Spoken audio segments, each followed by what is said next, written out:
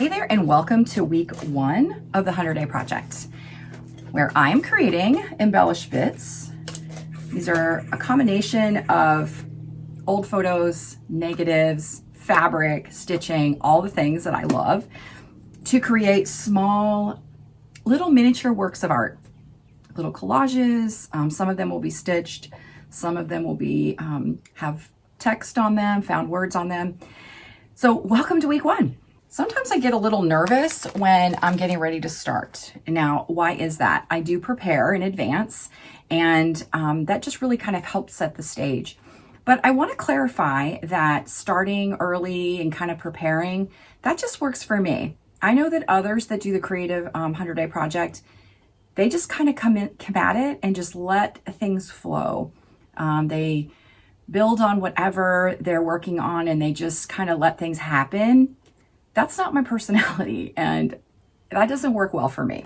So this is how I do it. And because I like to go the route of producing and having 100 of something at the end, that's why I like to pre-prepare and have things ready to go. But I still get a little nervous when I'm getting ready to start, like officially. I'm excited, and being that this is my 9th year, it's like, okay, this is a huge milestone. And I don't know, I just get a little bit nervous. Kind of like I'm nervous right now talking to the camera, because normally I don't talk to the camera while I'm working on the 100-Day Project. But I want to bring you behind the scenes and kind of share with you kind of how things are going. So today is a beautiful day, and I'm really excited that I can open the windows and have the cool breeze coming in as I get ready to start. The leaves are just starting to change a little bit and get that limey green that is so beautiful. So my project, again, is EmbellishBits, if you're just tuning in, and they're just small little creative collages, and I'm going to be using everything from old photos. I'm going to be exploring photo negatives. This is kind of intriguing me lately, and I'm going to try to figure out some creative ways to use these. Found words, I'm going to be using a bunch of different fabrics as well. And so I have everything ready, and I just kind of start. Now, one of the ways that I like to do this, as I've mentioned in my tips in the prep video, is that I like to kind of batch things a little bit. Sometimes I might sit down and create something from start to finish, and then other times I might work on parts of it. So for instance, my plan is to do some typing on old photographs, and I might just do some typing, and maybe that's what I do for a day. And then maybe another day, I might do some layering of pieces, and sometimes I just sit down and actually do the thing. So it just depends on kind of the mood I'm in and how much time I have.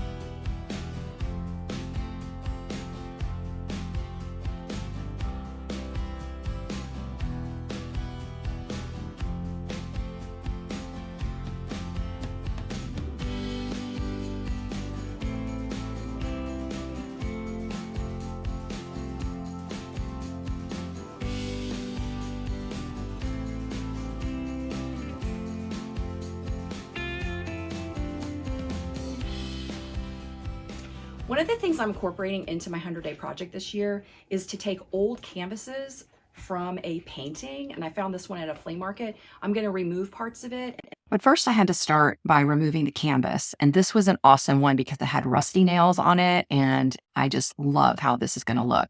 And so once I did that, it's just cutting and then tearing the canvas into pieces that I can manage in the projects that I'll be doing, and we'll see where it takes me.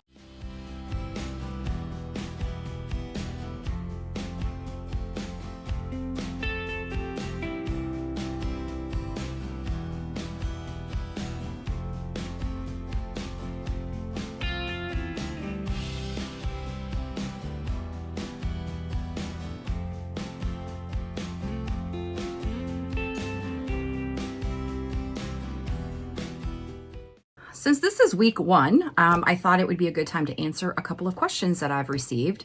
All right, so one of the questions I got was, what made me decide to do the 100-day project this year? Actually, again this year, because this is my 9th year. And that's a lot of years to do the 100-day project. And I've heard some that have done the project say that they like to skip a year to try to regroup, and maybe they weren't feeling like doing it, and they decided they might need a break from doing it. I haven't felt that way, although a few years ago, I forget what year it was, I think it might have been 21, where I did swatches, and I was a bit stressed going into it, and I couldn't really think, I didn't know what I wanted to do, I was having trouble deciding, and so I thought that'll be an easy thing to do. Well, ultimately it wasn't, and it got really boring. And so I had to really shift it. And then towards the end, things really looked quite different than just your normal everyday swatch. So I say that because I haven't really felt like I need a break or I don't want to do this. I really get excited about this every single year. This is really a project I look forward to. So I think that it helps me to discover things that I really like as I explore using different mediums.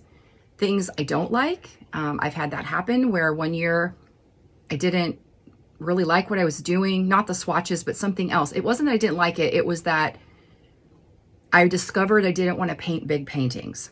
And that was great because then I wouldn't waste time later, doing the thing and then realizing, okay, I really don't like this.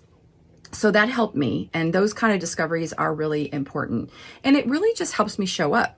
It gives me a focus, it gives me a goal, and I'm very goal oriented, so that works well for me. And that helps me to kind of show up for that 3-ish month period of really exploring and following through on that commitment. Because there's times when I have time to create, I'm just tired and I want to just go read a book or do a puzzle.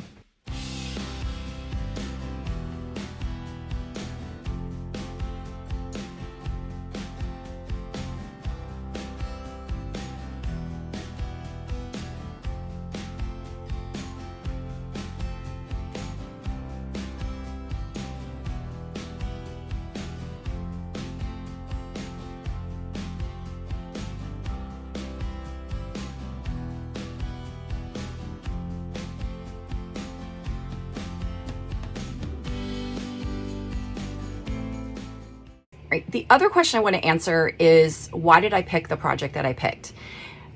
And they come to me in different ways, but last year I was at an art retreat with my friend Colleen Atara. It was at her studio. My sister and I went, and I sometimes have trouble creating around other people.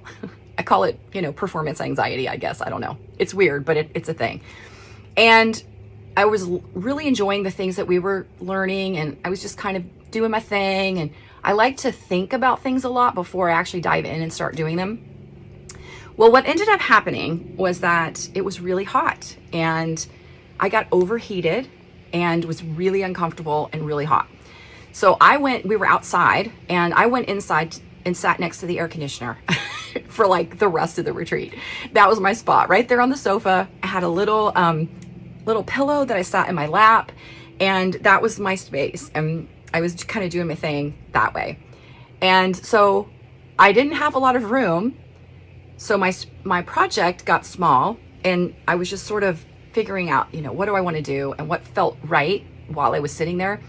And that's kind of where I pulled in the photos, I pulled in the negatives, and I was really intrigued by how the negatives looked in the little pieces I was doing. So that's kind of where it came from. And then, fast forward a few months, I'm still intrigued and I really want to explore it further. And that's why I picked this project, and I named it EmbellishBits, sort of as a play off of embellishments, EmbellishBits, that could then be used for so many different things. So that was a roundabout answer to the question of how I came to this idea this year. So that's how the idea was formed.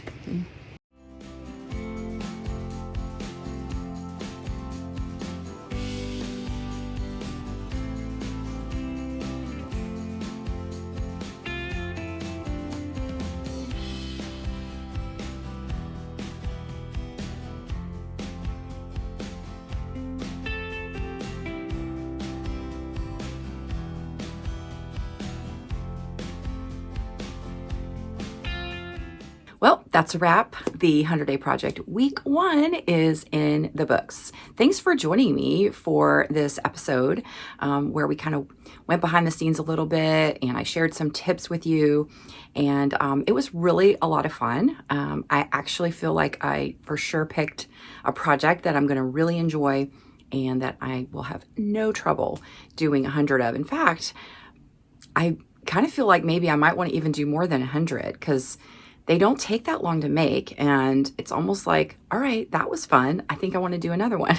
So I don't know. We'll see what happens, but it's totally fine if I make more than 100. But one thing I did discover is that when typing on the old photos, some of them are shiny and some of them are flat, but I guess I thought that the typewriter ribbon would just be permanent, but it wasn't. So I had to use a spray sealer. The first one I tried was a cheap hairspray, Tresemme. I've had that in my stash for years and I've used it. And then that took forever to dry. And then I used a spray sealer for soft pastels, and that dried really fast. And that one seemed to be the winner of the spray sealer. So anyway, so that said, if you decide, hey, I think I might want to try typing on those old photos, be sure to spray seal them because they were not, at least my typewriter ribbon was not permanent. So that was something I did discover this week. So, all right. I hope you'll join me for the next episode, which will be diving into week 2. And I will be doing part of that week in California. I'm going to be flying out to see my friend, Susan, and I will be probably a little more than half the week because the way the days split, I will be on the road. So I will have some new surroundings and new inspiration, and I know that will be a lot of fun to do that. And actually, I think it will even, part of the week there will even tie into the next week because of the way that I'm going to be there. So anyway, so in the next episode, I'll be here and I'll be in California. All right, have an awesome day, and I'll see you in the next episode. Bye for now.